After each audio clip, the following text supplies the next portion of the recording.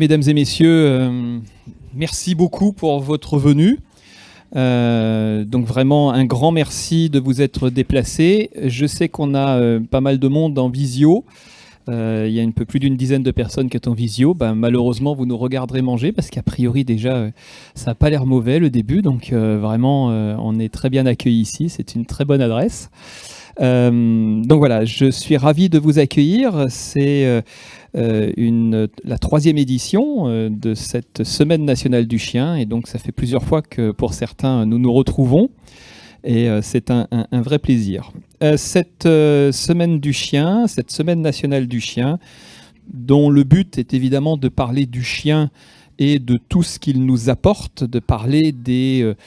s'il y a à peu près 8 millions de chiens en France, des 7 980 000 ou plus qui sont heureux d'être avec leur maître et dont la relation se passe très très bien. Donc ce n'est surtout pas occulter les problématiques que l'on peut avoir d'abandon, de maltraitance qui sont épouvantables et pour lesquelles nous tentons de lutter, mais je sais qu'il y a aussi des gens d'associations qui luttent et nous sommes tous ensemble et il ne faut surtout pas qu'on s'oppose dans cette lutte.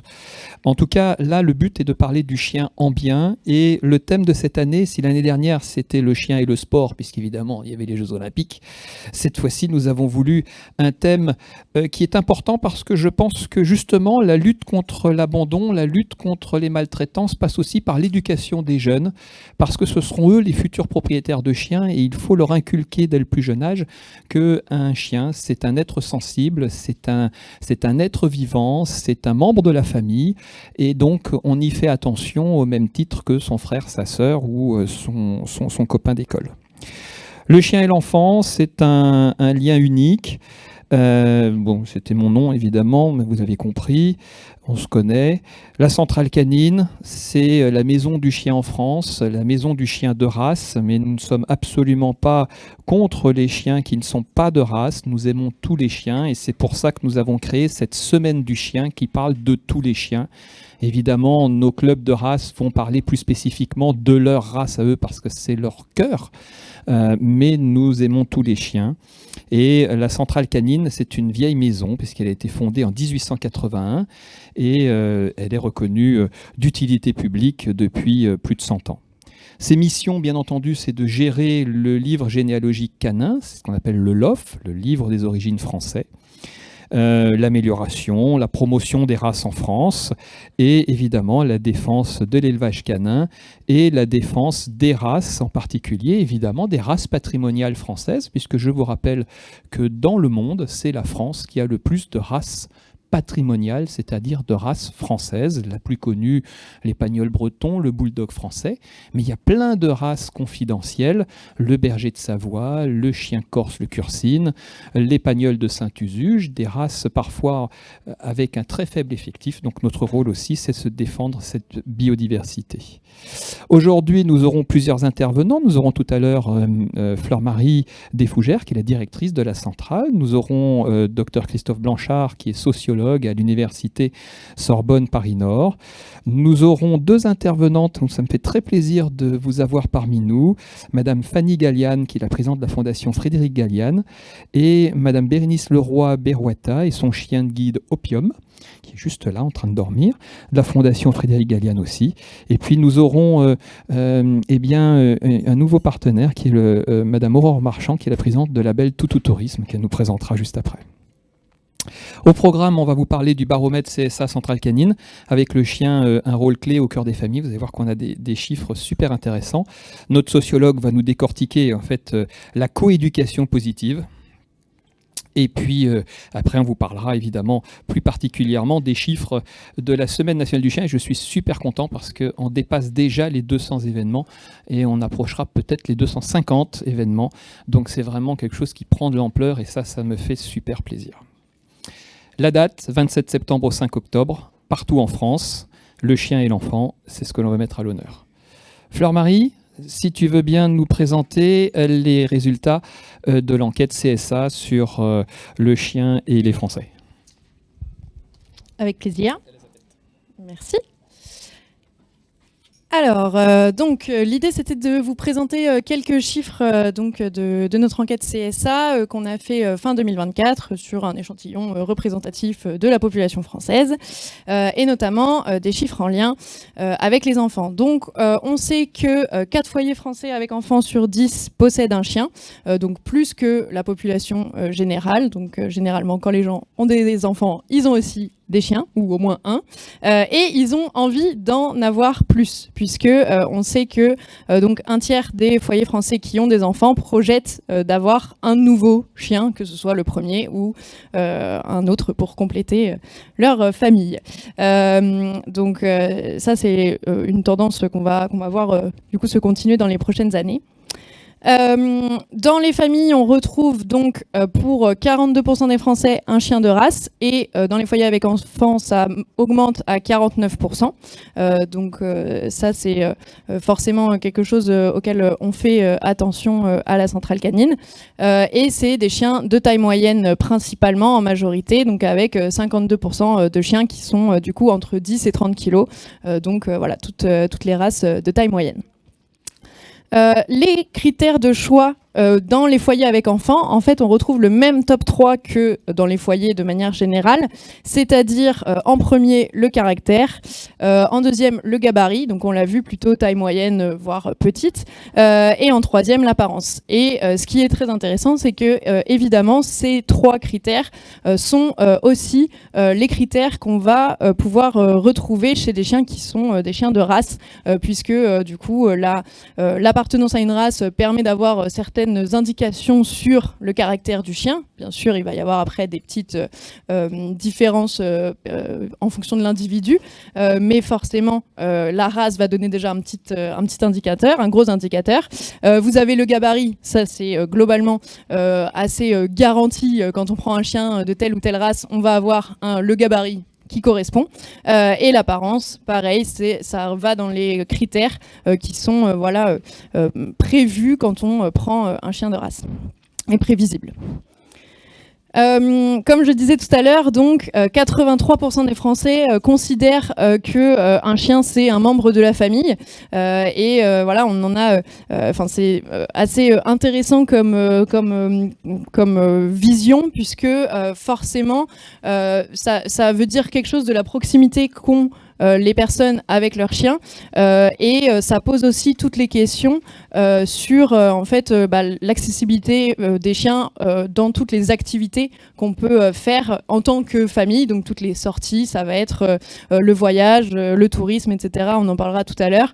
Et donc forcément, comme ils le considèrent comme un membre de leur famille, c'est totalement pas pensable de se dire que le chien est exclu du coup de certaines activités. Donc voilà, ça met en avant cette question-là, qui est très largement partagée par tous les Français.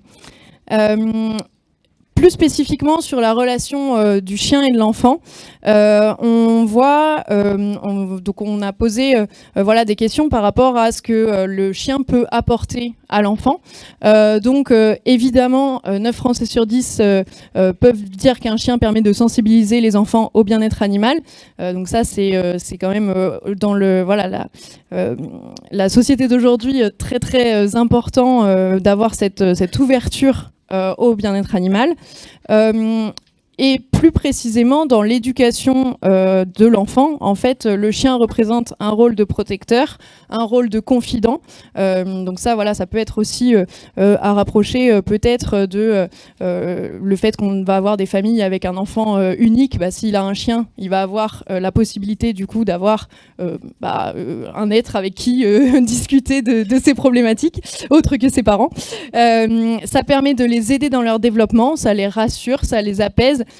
Et ça, c'est forcément ces qualités-là qu'on va retrouver dans les chiens d'assistance et dont on parlera aussi un petit peu tout à l'heure. Et c'est forcément une qualité qui est tout à fait reconnue par les Français. Ça peut aussi permettre de développer l'attention aux autres un peu plus largement, les capacités d'empathie par le fait d'apprendre à comprendre un autre être qui a en plus des façons de communiquer qui sont différentes des nôtres et donc de vraiment développer tout ça. Et responsabiliser, ça, c'est aussi très important, puisque on sait que ça va avec la sensibilisation au bien-être animal. Forcément, pour qu'il soit bien, il va falloir faire un certain nombre de tâches. La première, c'est de le promener tous les jours un certain temps, mais pas que. Mais en tout cas, au moins ça, forcément, ça donne une routine et donc ça responsabilise les enfants, puisque ils vont devoir s'occuper voilà, d'une tâche et être sûr de la réaliser à temps, tous les jours. Voilà. Donc ça est vraiment tout ce côté très important de la présence du chien dans la famille. Et pour 74% des Français, le fait que un chien s'entende bien avec les enfants et qu'il y ait vraiment cette complicité, c'est quelque chose de positif et qui va inciter à prendre un chien. Donc nos familles tout à l'heure dont on parlait, qui ont pour 25% vraiment l'objectif de prendre un chien prochainement, eh bien c'est aussi parce qu'ils savent que le chien s'entendra bien avec l'enfant et que ça l'aidera à se développer, comme on l'a dit.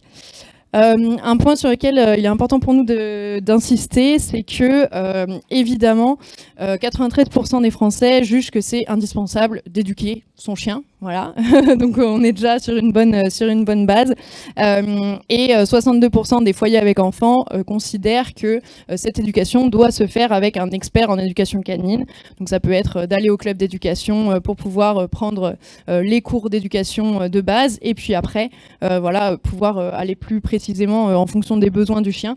Mais c'est aussi un des objectifs de la semaine du chien, de faire connaître les endroits dans lesquels on va pouvoir éduquer son chien. Puisque on a beau savoir qu'on a besoin de l'éduquer et que c'est important d'avoir un professionnel ou quelqu'un qui s'y connaît avec soi, si on ne sait pas où le trouver, on va avoir un peu de mal pour la suite. Donc voilà, c'est aussi un des objectifs de la semaine du chien, de pouvoir présenter, faire connaître en fait toutes ces possibilités d'éducation aux familles qui en ressentent le besoin. Et enfin, pour les vacances, forcément, on l'a vu, on considère que c'est un membre de notre famille, donc on part en vacances avec. Donc on a 83% des foyers avec enfants qui ont un chien qui partent en vacances avec ce chien. C'est un chiffre plus grand que sur ceux qui sont simplement possesseurs de chiens et qui n'ont pas d'enfants. Donc ça ajoute vraiment ce côté passer des vacances en famille, etc. Et donc forcément, on va avoir une demande de plus en plus importante auprès des hébergements de vacances, des campings, pour pouvoir accepter les chiens dans ces campings-là, et donc après aussi toutes les activités de tourisme, etc. En lien avec le fait qu'on a un chien dans notre famille. Voilà un petit peu pour les différents chiffres intéressants qu'on a pu sortir de notre baromètre. Et je vais appeler Christophe. Christophe, docteur Christophe Blanchard, qui est notre sociologue préféré, qui travaille à l'Université Sorbonne Paris-Nord et une coéducation positive. Et je crois que tu présenteras aussi l'événement que tu co-organises à Villetaneuse pour la Société Centrale Canine. Juste un petit mot sur les chiffres et ce qu'a dit Fleur-Marie. Hier, il y a eu un reportage sur le journal de TF1 que j'ai regardé, et c'était d'un petit staffy qui était à l'école. Et c'était des enfants qui avaient un peu des difficultés, mais alors sincèrement, les enfants qui sont parlés à la télé, j'ai pas vu où il a été les difficultés, parce que les premiers mots qu'il a dit, qu'est-ce que ça te fait d'avoir le chien, parce qu'il avait le droit de promener le chien sur 500 mètres dans la rue, je crois, entre sa maison et l'école. Et bien c'était, ça me responsabilise, je suis fier de l'avoir et je fais très attention à ce qu'il ne puisse pas avoir mal ou qu'il ne puisse pas se faire mal, et donc je fais attention quand je le promène. Et c'est amusant parce que c'est exactement les chiffres que l'on retrouve là. Donc, comme quoi ça marche. Et là, c'était une enseignante qui est venue avec son propre chien. Donc, on sent bien que c'est encore compliqué parfois d'avoir des chiens dans ces structures. Bonjour à toutes et à tous. Merci Alexandre, merci Fleur-Marie. Alors, moi, je vais juste donner l'anglage un peu universitaire, académique, scientifique pour confirmer finalement, et c'est intéressant, les intuitions probablement sondagières des Français qui vont avoir ce ressenti, mais finalement, les éléments de recherche, les éléments scientifiques qu'on retrouve dans la littérature actuellement et dans les initiatives qu'on peut mener, confirment totalement ce qui a été évoqué dans ce chiffrage. Donc ce n'est pas les sondages faits auprès des Français, ce n'est pas juste le café du commerce avec ouais, j'ai l'impression, etc. Finalement, les recherches démontrent qu'il y a bien des éléments qui convergent avec ces ressentis. Donc du coup, je vais juste vous faire un petit débrief rapidos pour tenir le timing de voilà, cette relation finalement entre l'enfant et le chien dans une coéducation qu'on souhaite positive. Alors moi je suis enseignant-chercheur à l'université Sorbonne Paris-Nord. J'ai plein de casquettes, je suis anthropologue de formation et je suis docteur en sociologie et maître de conférences en sciences de l'éducation. Qu'est-ce que ça veut dire ? Ça veut dire que je déforme les profs, je les forme, mais surtout je les déforme. Donc les futurs enseignants qui sont amenés après à former aussi notre jeunesse, on est là pour les positionner avec un peu de recul sur ce qu'ils font. Et moi, il est très important pour moi dans ce relationnel aussi avec ces enseignants ou futurs enseignants, d'aborder en fait tous les paramètres du vivant qu'on a tendance finalement à oublier. On focalise sur le français, sur les maths, etc. Mais aujourd'hui, dans la société qui est la nôtre, on ne peut plus se passer d'une éducation aussi à ces compétences à acquérir parce que les citoyens de demain, ils ne vont pas par magie découvrir comment on gère un animal, qu'est-ce que signifie le bien-être. Donc, nous, universitaires, il est de notre responsabilité de former les enseignants à ces thématiques. Donc le chien et l'enfant, une relation naturelle et des bienfaits avérés. Alors vous connaissez pour certains ça par cœur sur le bout des doigts si vous êtes praticien, mais juste rappel avec les enfants, pourquoi ça matche bien enfant-chien, c'est parce qu'il y a des interactions assez simples et assez naturelles qui se nouent entre les enfants et les chiens. Les enfants considèrent leurs chiens comme des amis spéciaux, des compagnons de jeu, ça a été évoqué par Fleur-Marie. Là encore, les recherches le démontrent, il y a eu beaucoup de recherches, et il continue à en avoir, sur cette relation naturelle à travers le jeu qui fonctionne très très bien. Vivre avec un chien augmente le temps que les enfants passent à jouer dehors, ce qui est associé à plus d'autonomie et de mobilité en fait. Là aussi, les recherches le démontrent.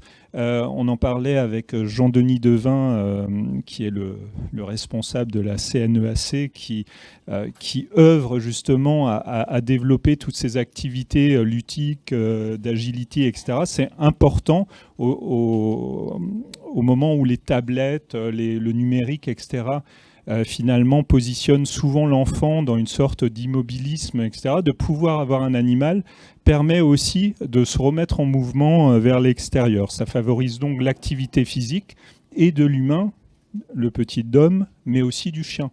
Parce que des chiens obèses, on en voit aussi de plus en plus. Et favoriser cette double activité est extrêmement important. Ça crée des liens émotionnels forts. Alors là aussi, c'est ce que Fleur-Marie a évoqué. Je vous repasse rapidement les effets anxiolytiques du chien sur l'enfant avec baisse du rythme cardiaque, baisse du stress, parce que les taux de cortisol permettent de baisser en présence de chiens avec la caresse qu'on peut avoir. Enfin voilà, sa présence a été démontrée comme un anxiolytique fort.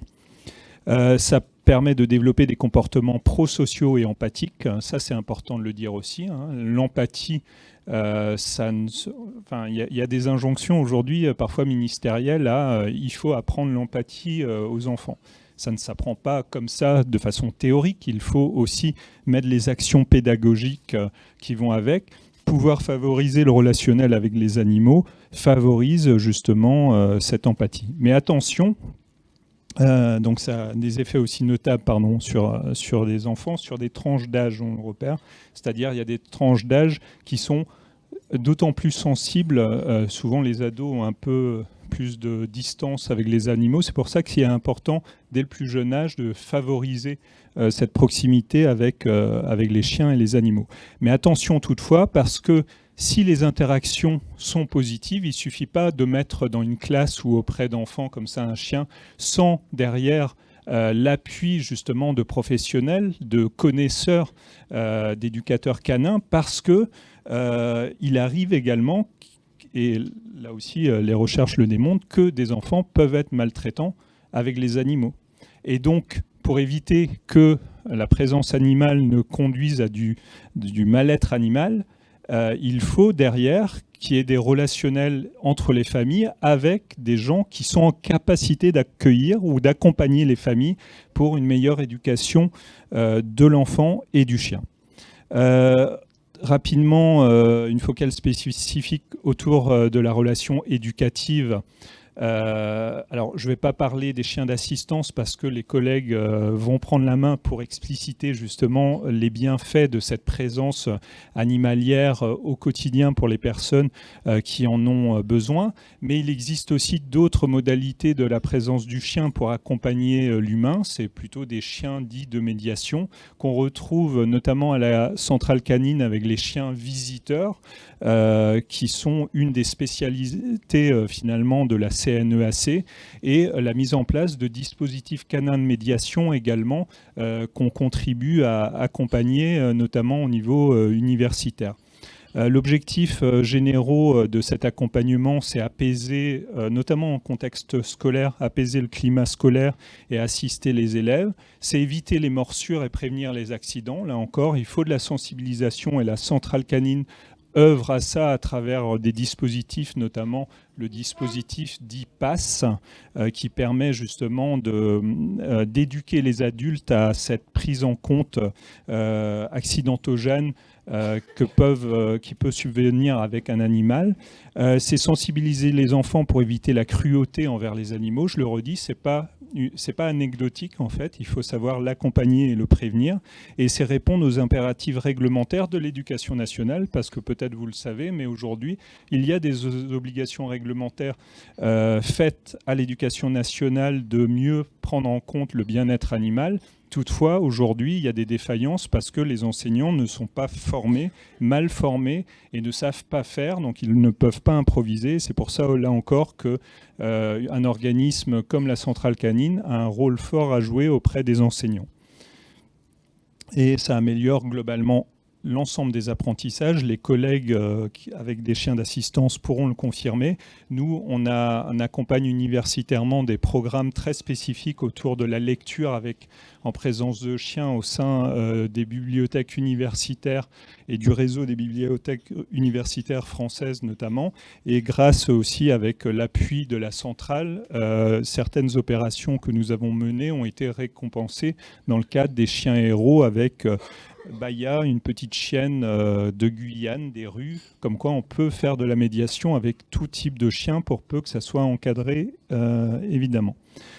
Donc aujourd'hui, les défis, et je finirai là-dessus, ils sont de permettre d'exposer justement ces chiens à la présence des petits d'hommes et inversement, mais il faut aussi sensibiliser et éduquer les adultes pour que les enfants de demain deviennent des passeurs efficients en fait, de cette cohérence dans le bien-être, dans toutes les vertus qu'a le chien. Pour ça, nous, au niveau universitaire, nous mettons en place des formations. En 2026, je mets en place la première licence au niveau national en sciences de l'éducation, sciences de l'éducation et de la formation, parcours cynophilie, donc qui va permettre à travers des modules dédiés, donc en relation avec mon ami Jean-Denis Devin de la CNEAC, on va essayer de permettre aussi à des enseignants qui sont souvent demandeurs mais qui ne savent pas par quel bout prendre les choses, d'avoir une formation dédiée dans des modules de quelques heures, de façon à apprendre aussi ce qu'ils peuvent, comment accompagner mieux les enfants avec ces questions de chiens. Et on va valoriser aussi d'un point de vue patrimonial. J'ai entendu que tu évoquais ce terme sous l'angle des races. D'un point de vue patrimonial, c'est important aussi d'initier l'ensemble de la population à une sorte de culture cynophilique. Ça se dit ? Cynophilique, ouais.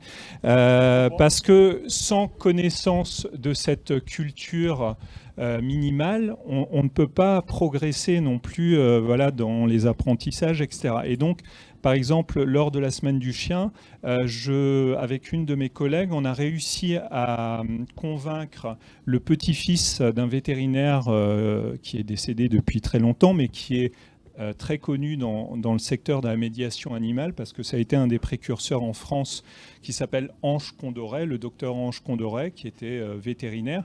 Et on a réussi à convaincre son petit-fils, qui gardait en stock toutes les archives de son grand-père, avec des microfilms, des tas d'archives qui étaient inexploitées, de les intégrer dans nos bibliothèques universitaires de l'USPN.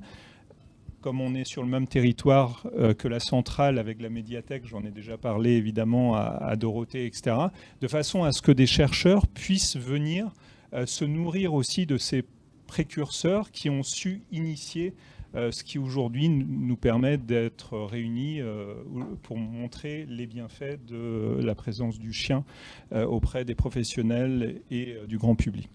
Je vous remercie. Merci beaucoup Christophe. J'ai en mémoire, puisque chaque année dans les trophées des chiens héros, on récompense des chiens médiateurs, et j'ai en mémoire ces chiens qui permettaient de libérer la parole dans les tribunaux pour des gens qui ont eu des actes très traumatisants à l'école, pour ceux qui ont des difficultés scolaires, où c'était un dalmatien. Il y a plein de chiens comme ça, et il n'y en a sûrement pas assez pour justement gérer cela. Je voulais vous donner quelques éléments clés, quelques chiffres clés sur cette troisième édition de la Semaine nationale du chien. Donc le chien et l'enfant, les dates 27 septembre au 5 octobre, ça peut être un tout petit peu plus large parfois parce qu'on a incorporé quand même des manifestations qui peuvent avoir lieu 2-3 jours avant ou 2-3 jours après. On n'est pas à une date particulièrement fixe. On a encore une fois, et je les remercie, le patronage du ministère de l'Agriculture et de la Souveraineté Alimentaire, qui est un ministère de tutelle, nos partenaires, l'Ordre national des vétérinaires, et puis cette fois-ci le label Toutou Tourisme. L'objectif, c'est vraiment de promouvoir la responsabilité et la sensibilisation des familles dans l'accueil et dans l'éducation d'un chien. Et j'avais entendu un reportage sur la prévention, sur la pollution, en particulier ces adultes qui jettent par la fenêtre énormément de déchets, en particulier sur l'autoroute quand ils partent en vacances, et qui sensibilisaient les enfants sur les aires d'autoroute, parce que les enfants, en voyant leurs parents, vont leur dire « mais non, il ne faut pas le faire ça ». Et bien finalement, on est dans le même principe pour le chien, en disant non, ça, faut pas le faire. Le chien, on le garde à la maison. Faire découvrir les nombreuses activités pour petits et grands que l'on peut faire avec son chien, parce qu'on se rend compte que dans les activités que l'on peut faire, que ce soit l'agility, que ce soit l'auberythmie, que ce soit le flyball, que ce soit danse avec ton chien, que ce soit simplement des canimarches, des canicross, etc. Il y a plein d'activités que l'on peut faire et ça renforce le lien de manière très très importante. Je suis vétérinaire comportementaliste et dans une grande partie de mes consultations où ce n'est pas forcément un trouble psychique du chien, c'est-à-dire que j'ai beau avoir un diplôme de psychiatrie, il y a quand même un certain nombre de fois où c'est pas du tout psychiatrique, c'est environnemental. Eh bien, les envoyer dans des clubs où ils vont faire une activité renforce énormément le lien et qu'ils trouvent du coup une confiance l'un dans l'autre, parce que c'est vraiment une confiance réciproque et c'est ça qu'il faut mettre en avant. Et le rôle bénéfique du chien dans la société et de ses compétences exceptionnelles, je pense que c'est pas à vous que je vais l'apprendre. www.semaine-du-chien.fr, une plateforme dédiée pour trouver tous les événements près de soi. Vous avez une très jolie carte de France, vous dites où vous habitez et hop, vous avez tous les événements qui sont autour de vous. Donc cette carte de géolocalisation, semaine-du-chien.fr. La troisième édition qui s'annonce très prometteuse, je vous dis, on va dépasser les 200 manifestations. Les familles sont intéressées par ce type d'événement. Près de 8 Français sur 10 se disent intéressés par la Semaine nationale du chien. Et en particulier quand il y a des enfants, puisqu'évidemment le thème s'y prête parfaitement, on dépasse les 80%. Et un Français sur 2 se dit prêt à y participer. Et ça, c'est quelque chose qui nous fait très très plaisir. À 3 semaines du top départ, plus de 200. On atteindra, je pense, sans problème les 250. D'événements très variés parce qu'on laisse la porte ouverte à tous les acteurs qui veulent participer. Ça peut être des professionnels, ça peut être des particuliers, ça peut être des clubs, ça peut être des associations. C'est pas destiné que à rester centré autour de notre propre activité. Nous, on veut l'ouvrir à ce que vraiment on parle du chien en bien pendant cette semaine. C'est vraiment le but, c'est de contribuer au bien-être animal et au bien-être des gens. Si évidemment on peut leur dire qu'après il existe des chiens de race, moi, ça me fait plaisir quand même, hein, je ne vais pas vous mentir, mais le but c'est vraiment que on touche le grand public et qu'on lui apprenne que l'animal est important. Il y a des ateliers sur l'approche du chien, il y a des portes ouvertes de clubs pour s'initier à l'éducation canine, des ateliers de chiens lecteurs, des compétitions sportives, des marches canines, des rassemblements de chiens de race, des espaces de démonstration, des conférences, des expositions. Il y a des apérodogues, on a des mairies qui organisent des apéritifs devant l'hôtel de ville. Et puis les gens viennent avec leur chien, puis ça leur permet d'expliquer qu'il faut prendre des sacs à crottes, qu'il faut tenir son chien dans les parcs. Et bien n'empêche que ça fait des animations et qu'on parle du chien et que l'on renforce ce lien dans la société entre l'homme et le chien. Vous avez des exemples, je pense que vous les retrouverez dans votre petit livret. On va quand même parler du musée du chien, parce que c'est le musée du chien, c'est celui qui est à la centrale canine. C'est dans les 3 plus beaux musées au monde sur le chien. Et donc voilà, c'est un musée qui maintenant fait partie des musées parisiens et vous pouvez venir le visiter. Dorothée, notre chef documentaliste, se fera un plaisir de vous le présenter et on a des collections absolument extraordinaires de l'origine de la domestication du chien jusqu'à nos jours. Fleur-Marie, je te laisse encore une fois la parole, cette fois-ci pour nous présenter. Je ne sais plus ce que tu présentes. Ah si, c'est le Loupi justement que tu vas nous présenter et les actions de la centrale autour de cette semaine du chien. Exactement. Donc la maison de Loupi, donc c'est un nouvel outil pédagogique qui est à destination des enfants, des familles et on le verra de l'école aussi. Donc c'est une plateforme tout simplement, un site internet, lamaisondeloupi.fr, sur lequel en fait on va retrouver un certain nombre de contenus, donc des vidéos, des jeux divers et variés, des quiz pour les enfants. On va retrouver des podcasts aussi sur les différentes où c'est donc Loupi, le petit chien que vous voyez en bas ici ou en haut là-bas, qui va pouvoir aller découvrir en fait différentes activités en club canin. Donc l'idée c'est que donc c'est à destination des parents et des enfants, mais aussi des enseignants pour pouvoir vraiment construire en fait ce dont parlait Christophe, la partie sensibilisation au bien-être animal, etc. Construire des séances à partir de cet outil-là. Ça se concentre aussi sur le fait d'éviter les accidents, d'avoir une bonne intégration du chien dans le foyer, etc. Forcément, l'idée, ça va être de développer au fur et à mesure ce site internet et de pouvoir y mettre de plus en plus de contenu pour les enfants et pour développer tout ce thème-là. Un grand nombre des participants, enfin des organisateurs d'événements de la Semaine nationale du chien vont aussi s'appuyer dessus. Ah oui, pardon. Je voulais juste, mais voilà, vous avez déjà eu pas mal d'informations sur le musée du chien. Ce qu'il n'a pas dit, c'est que je t'ai spoilé, je suis désolé. C'est que c'est ouvert. Ça va être ouvert donc en portes ouvertes du lundi au samedi. En fait, pour l'instant, il n'est pas ouvert le samedi, sinon voilà, dans la vie normale. Mais pour la semaine du chien, il sera ouvert le samedi 4 octobre. Donc voilà, c'est important de le préciser. Et les chiens sont les bienvenus, donc c'est sur inscription. Vous avez le lien ici d'inscription, donc l'entrée est gratuite pendant la semaine du chien et vous avez le lien d'inscription pour pouvoir avoir des jauges de nombre de visiteurs. Donc voilà, donc ça c'est une visite qu'on vous recommande fortement. Et sinon, les équipes de la centrale canine seront mobilisées sur un certain nombre d'événements, principalement En région parisienne, on va avoir un événement à l'école vétérinaire de Maison-Alfort, on va avoir la journée de l'animal à Asnières, voilà. Et puis on va avoir aussi la cérémonie qui aura lieu à Suippes auprès du mémorial des chiens héros, qui sera donc le 30 septembre, et où là on a voilà toute une cérémonie militaire pour rendre hommage aux chiens héros civils et militaires devant le mémorial qui est donc à Suippes dans la Marne. Et je vais passer la parole à Aurore pour nous présenter le label Tout Tourisme et voilà ce nouveau partenaire qu'on a avec la Semaine du Chien. Donc Madame Aurore Marchand, qui est la présidente du label Tout Tourisme.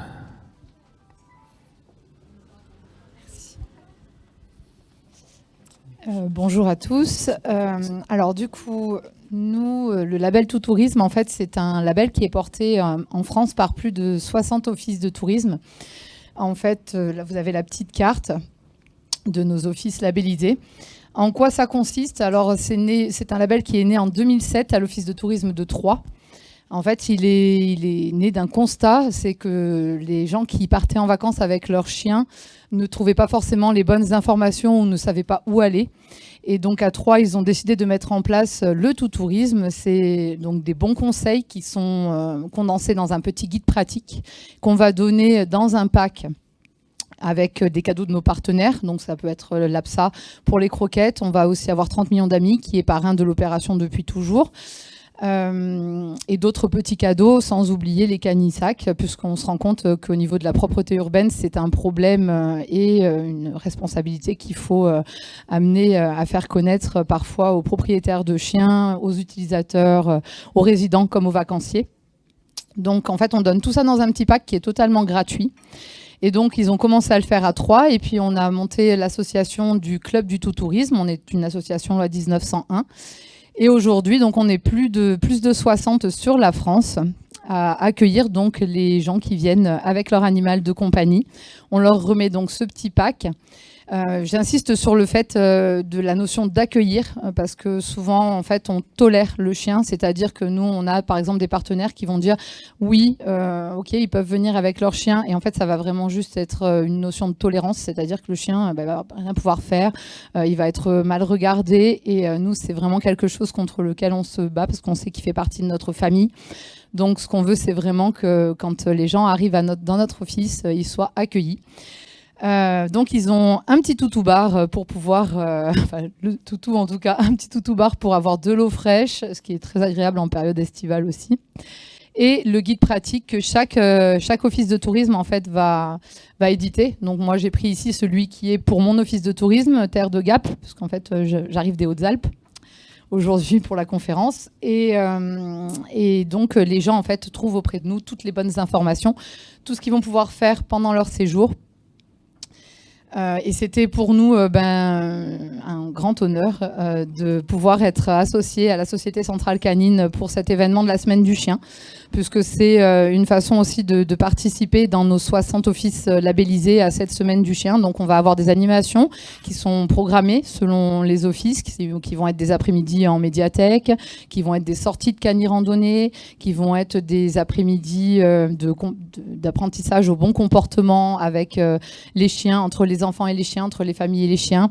On va avoir aussi certains offices qui ont fait des petites séances d'ostéopathie qui vont être donc gratuites au cours d'une après-midi, plusieurs jours.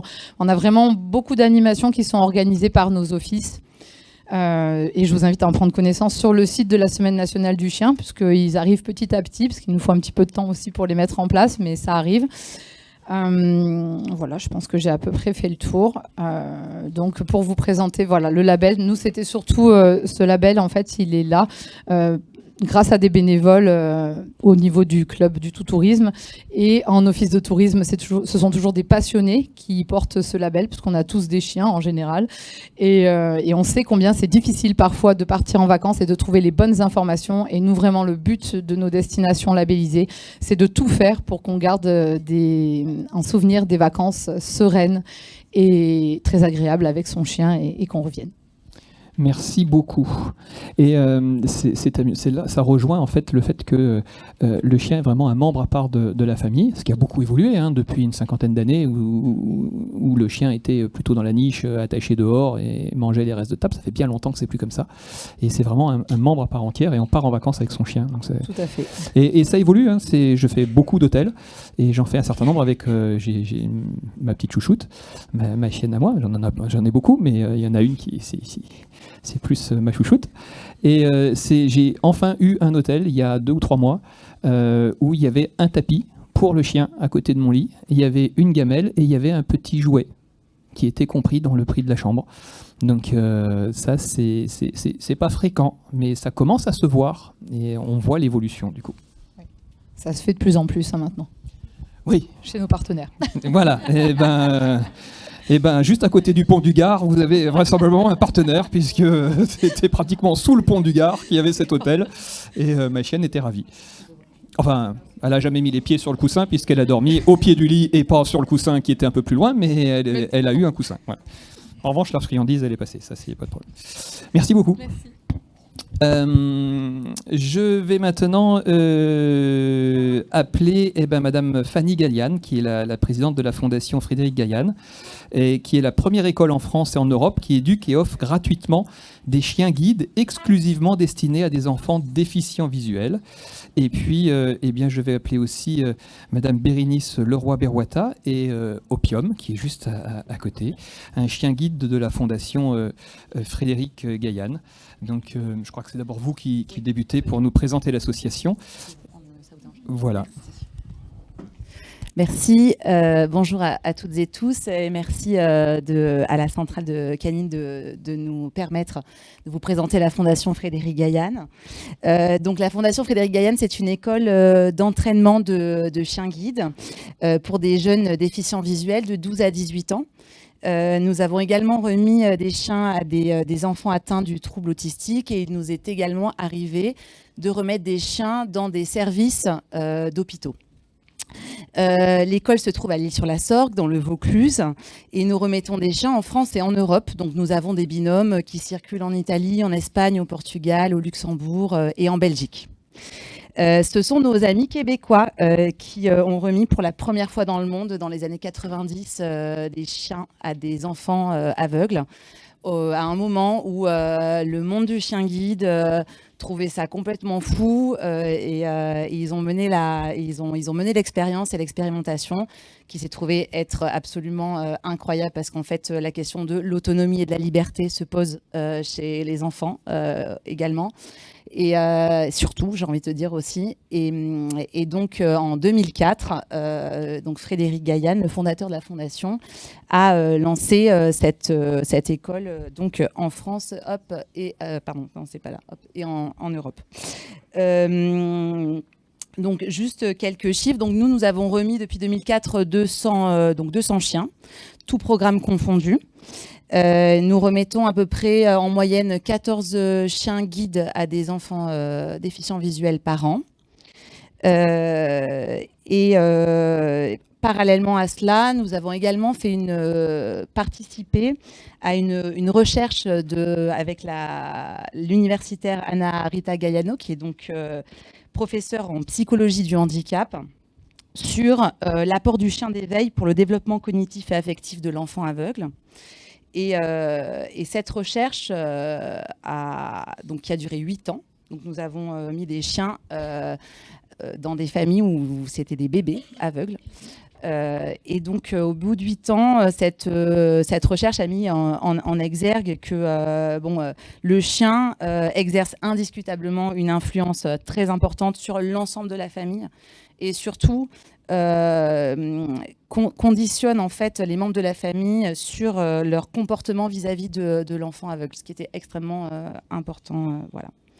Et bien évidemment, le chien apporte de ce fait des bénéfices indéniables aux familles sur le plan social, sur l'ouverture aux autres et en médiation avec les enfants. Voilà.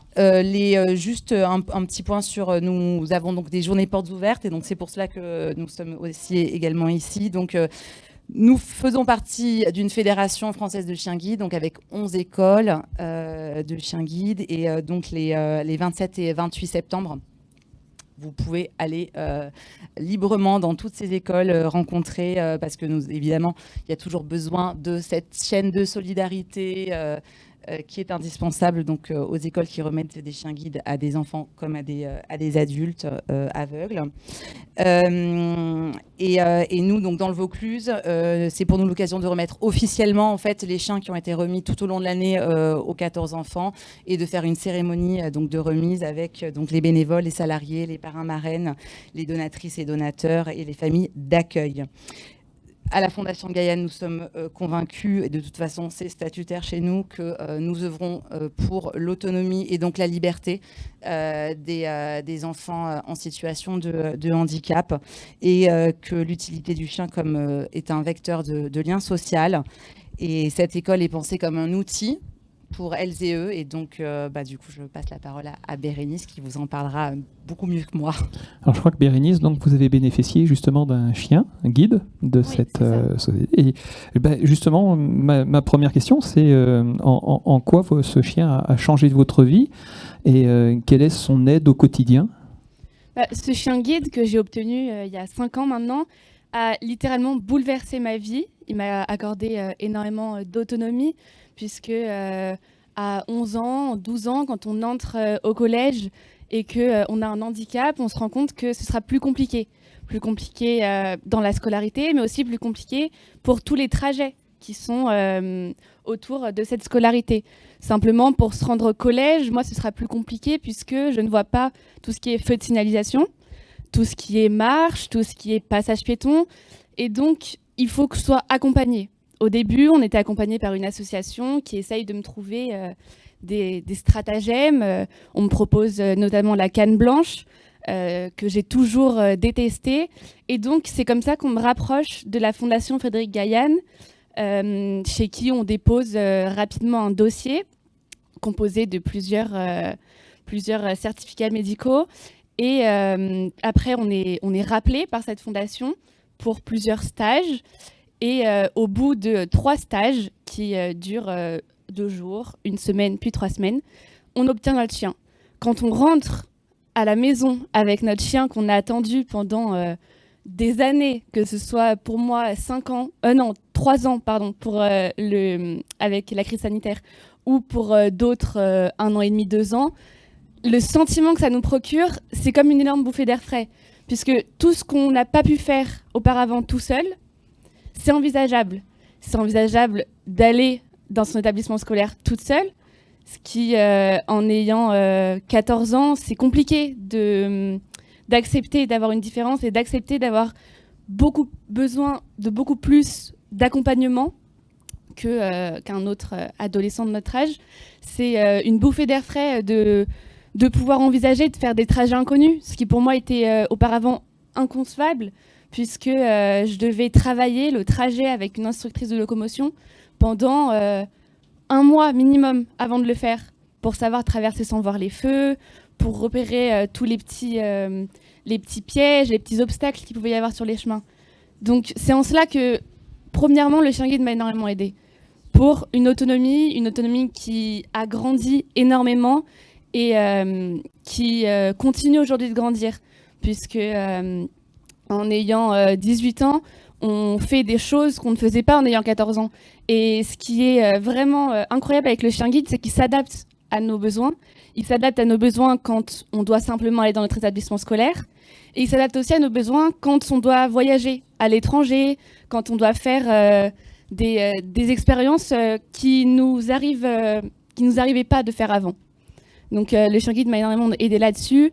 Il m'a aussi aidé niveau confiance en soi, puisque avoir un handicap, c'est un mot lourd, mais c'est un mot qui mérite d'être dit fort, puisque c'est souvent un peu tabou. Mais avoir un handicap quand on est adolescent, ça peut être compliqué d'accepter cette différence, puisque on aura toujours besoin de beaucoup plus d'aide qu'une personne normale. Et donc, le chien guide aide à compenser un peu ce manque. C'est compliqué, puisque je dirais pas que mon handicap a été totalement accepté, parce que je pense que c'est un processus long, très long, et même celui de plusieurs décennies. Mais ce que je peux vous dire, c'est que sans ce chien, je ne serais pas la personne que je suis aujourd'hui. Je ne serais pas, je pense, étudiante dans une fac à Paris, en faisant plusieurs trajets par jour, en prenant différents transports en commun. Une étudiante qui souhaite voyager, qui souhaite étudier à l'étranger. Ouais, ce chien guide, il m'a vraiment aidé d'un point de vue matériel au niveau des trajets et d'un point de vue sentimental au niveau de la confiance en soi. En tout cas, je voulais vous féliciter pour la présentation parce que je pense qu'il y a un grand nombre de personnes valides qui n'auraient pas été capables de faire votre présentation avec autant de sentiments. Donc merci, félicitations à vous. Et j'ai bien compris que maintenant, puisque le chien, ça fait 4 ans qu'il est avec vous, c'est ça ? Oui, il me semble que je l'ai eu en 2020, donc ça fait presque 5 ans. Presque 5 ans et qu'il continue sa vie avec vous. C'est et ça. donc bientôt, il va vous emmener en boîte de nuit. Donc j'ai bien compris qu'il évolue aussi. Donc il va juste falloir lui apprendre à pas trop boire les mojitos et puis ça va être bon. C'est ça. Merci beaucoup. Merci beaucoup pour votre témoignage et votre déplacement. Je vais conclure parce que l'heure tourne et puis que je vois que les plats vont pas tarder à arriver, donc on commence tous, j'imagine, à avoir faim. Je voulais simplement vous parler de ces chiens héros. Ça, ce sont des chiens pour lesquels nous avons contribué à les mettre en avant à travers le trophée des chiens héros. C'est cette manifestation qu'on organise tous les 18 mois à l'Hôtel de Ville de Paris où on remet des trophées à des chiens héros militaires, à des chiens héros du quotidien et à des chiens héros dans l'aide aux personnes. Et donc, il y avait Baya, que Christophe a présenté tout à l'heure. C'était le chien lecteur qui aide les enfants ayant des difficultés dans l'apprentissage de la lecture. Et puis, vous voyez que c'était un chien qui venait de Guyane. Hein, c'est un chien sans papier. On remet des prix aussi aux chiens sans papier. C'est parce que c'est la centrale canine. On aime tous les chiens et je le précise. Évidemment, notre cœur bat plus fort quand on peut développer les races de chiens. Mais voilà. Il y avait Nala, qui était une chienne d'assistante auprès de sa jeune maîtresse qui était autiste. Nous avions Chaka, qui était une chienne d'assistance pour une personne qui était atteinte de diabète. C'est-à-dire que le chien est capable de détecter les hypoglycémies. Dès que le chien est en hypoglycémie, le chien va lui donner une tape sur la cuisse. Et si jamais la personne dort, puisque c'est la nuit, eh bien, il y a un bouton d'alarme. Et le chien va presser sur le bouton, ce qui fait une sonnette qui réveille la personne pour lui dire « Là, attention, ton taux de sucre est anormal ». Des chiens d'assistance, il en existe des dizaines. Vous aviez les chiens qui détectaient le Covid, vous avez des chiens qui détectent le cancer de la vessie, vous avez plein de maladies qui ont des odeurs particulières. Et bien, les chiens sont capables de les discriminer. Ça, c'est un cursinou. C'est un chien de race corse. C'est ma pépette. Je vous ai dit, c'est ma chouchoute.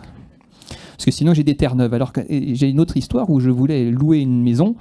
Et j'ai dit, est-ce que vous acceptez les chiens ? Ils m'ont dit, oui, avec plaisir. Qu'est-ce que vous avez comme chien ?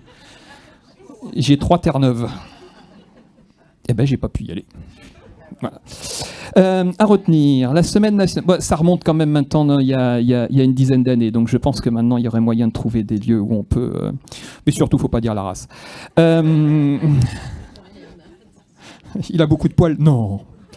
La semaine nationale du chien du 27 septembre au 5 octobre, le chien et l'enfant. La maison du Lopi, un nouvel outil pédagogique à destination des enfants. Il n'y a rien à payer, il n'y a pas de droit, c'est en libre accès.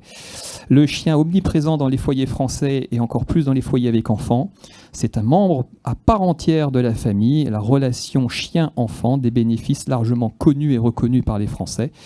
Donc voilà notre projet pour cette année, centralecanine.fr et la semaine du chien.fr. Donc là, vous aurez toutes les infos.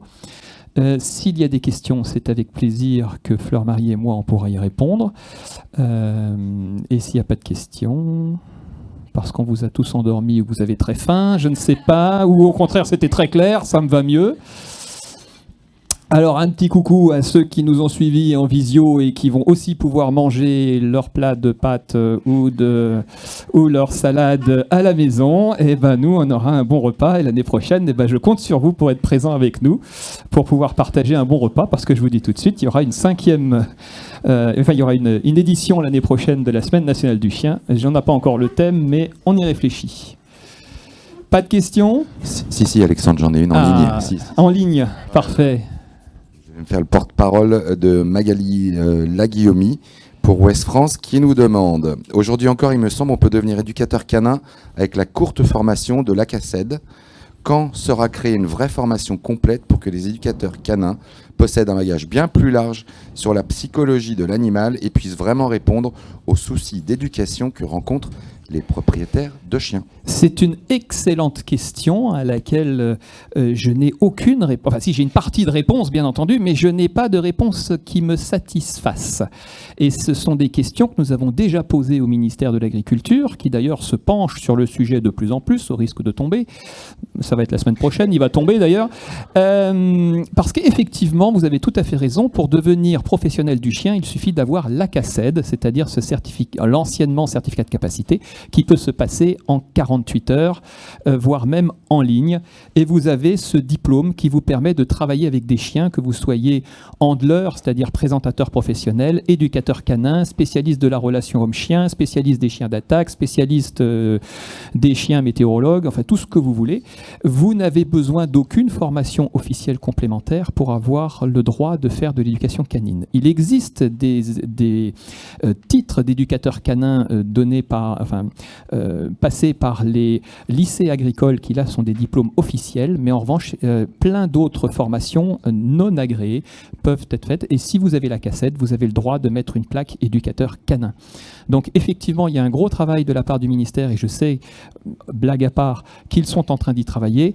Nous avions eu une réunion avec le ministère de l'Agriculture et une députée, Madame Corinne Vignon, qui est justement très à cheval sur ce sujet et qui cherche à le faire avancer de manière très importante, et nous y avons pris parti. Donc ça, effectivement, pour les éducateurs canins professionnels, il n'y a pas de formation définie. Dans le cadre de la Société Centrale Canine, parce qu'il faut quand même que je parle de Société Centrale Canine un petit peu, nous avons des clubs d'éducation qui sont des associations, et nous avons une formation interne, en revanche, qui n'est pas destinée à travailler professionnellement. Donc nous avons 3 week-ends de formation, ce qui fait 6 fois 7 heures à peu près de formation. On est d'accord que ça ne peut pas faire tous les comportements, que nous ne sommes pas des spécialistes de comportement. Les moniteurs en éducation de la Société Centrale Canine sont des bénévoles qui sont très souvent largement suffisants pour éduquer Kiki à Mme Michu, parce que quand même, la grande majorité des chiens sont bien dans leur coussinet, et c'est plutôt facile de les éduquer avec des méthodes d'éducation douce. Sur des chiens à problème, de toute façon, il faut des éducateurs spécialisés, et pour là, on manque effectivement d'un cadre réglementaire un peu plus précis. Et ça, on espère que ça viendra dans les années à venir. Ils ont réussi à le faire pour les ostéopathes canins, qui maintenant ont un diplôme officiel, alors qu'avant, c'était tout aussi une jungle. Je ne vois pas pourquoi on ne pourrait pas le faire pour les éducateurs canins. Et dans les éducateurs canins, comme finalement dans toutes les professions, il y a des gens absolument parfaits, comme il peut y avoir quelques margoulins, mais ça, c'est malheureusement dans toutes les professions, et il ne faut pas jeter l'opprobre non plus sur les éducateurs canins, qui sont d'une grande aide à beaucoup de gens. Il n'y a pas d'autres questions. De toute façon, nous sommes encore là, toute l'équipe de la centrale et moi aussi. Donc on va pouvoir repasser au repas, et je vous remercie pour votre écoute hyper attentive et votre gentillesse. Oui, Christine ? J'aurais juste une question par rapport justement, alors inversement, on a parlé des éducateurs, des professionnels, mais c'est par rapport quand on voit que du côté des refuges, en particulier 8 chiens sur 10, ce sont des chiens dits staff, enfin dits prétendument dangereux, entre guillemets, je dis bien prétendument dangereux, ou des malinois. Est-ce qu'il n'y aurait pas quelque chose à faire de l'autre côté, justement, pour mettre en garde? Alors, je sais qu'on a beaucoup parlé du permis chien, etc. Mais est-ce qu'on n'aurait pas quelque chose à faire pour sensibiliser un peu plus les gens qui ont, sur ce phénomène de mode, le malinois, chien intelligent, etc., à ne pas mettre entre toutes les mains? Justement, aussi, tout un travail en amont. Alors, je ne sais pas si c'est au travers des clubs canins ou au travers de la centrale, de faire passer un message comme quoi, l'adoption n'est pas fait pour tout le monde, déjà pour commencer. Et 2, un malinois, il faut avoir quand même, entre guillemets, même s'il n'y a pas un profil type, mais Madame Michu va pas être forcément la bonne candidate pour le Malinois en question, pour justement endiguer un peu ce problème, de l'abandon, parce que il y a un peu tout et n'importe quoi. Enfin, c'est un vaste sujet, mais est-ce que c'est un très très vaste sujet, mais qu'il faut absolument et qui est pour l'instant, il y a tout à faire. C'est valable dans tous les effets de mode. Dans les années 70, c'était le cocker. On a eu énormément de cockers mordeurs, des cockers roux mordeurs. Et ça, c'était une dérive génétique. Il y a tout à faire. Il faut se rappeler qu'il n'y a que 20% de chiens de race, 25% dans certaines races, 30% dans quelques races, mais sinon on est plus autour de 20%. Donc la centrale canine met tout ce qu'elle peut, mais c'est un coût de communiquer. Malheureusement, tout est un coût. On forme nos éleveurs, on rend attentifs les gens autour de nous, mais on ne touche pas tout le monde. Et encore une fois, la centrale canine ne peut toucher que 20 à 30% des chiens, que ce soit dans les sélections des maladies ou dans les sélections comportementales. D'où l'idée de la Semaine nationale du chien, d'où l'idée de la maison du chien, parce que les méthodes d'éducation, parce que les méthodes d'élevage sont valables quelle que soit la race et quelle que soit l'appartenance à un livre des origines ou pas. Donc on peut aider tout le monde et c'est pour ça qu'on communique, pour que les gens, nous on ne vend rien, nous on ne vend pas de chiens. Donc j'ai un beau rôle parce que j'ai le rôle de communicant. Donc j'ai envie de dire à toute personne qui a envie d'avoir un chien, passez par la centrale canine parce qu'on peut vous donner des idées, des indications. Et après, vous faites votre choix. Mais en tout cas, les manières d'éducation, les manières de sélectionner la santé, ce sont les mêmes qu'ils soient de race ou pas de race. Les maladies génétiques existent chez les chiens non-LOF aussi, sauf qu'on ne les cherche pas. Voilà, donc il y a plein de choses à faire. Nous, on peut agir essentiellement sur les chiens de race parce que c'est plus facile pour nous, parce qu'on a nos éleveurs, on sait lesquels ils sont, on peut leur envoyer des communications, on peut les inciter à faire des choses, mais encore une fois, nous ne sommes pas une autorité de police. Et donc, si quelqu'un veut vendre un chien très compliqué à Madame Michu, 85 ans, 2 hanches en plastique et une prothèse de genou, j'ai pas de solution. Malheureusement, je le sais qu'en pratique personnelle, en comportement, je vois des clients comme ça en tant que vétérinaire. Pas d'ailleurs que des Malinois, il y a plein de races plus compliquées. À partir du moment où ça fait plus de 40 kilos, il y a des moments où physiquement dans la vie on a plus de mal à les avoir, mais en tout cas oui, il y a une grande communication à faire. Elle ne peut pas passer que par la centrale. On essaie de faire le plus qu'on peut. Nos budgets de communication sont importants.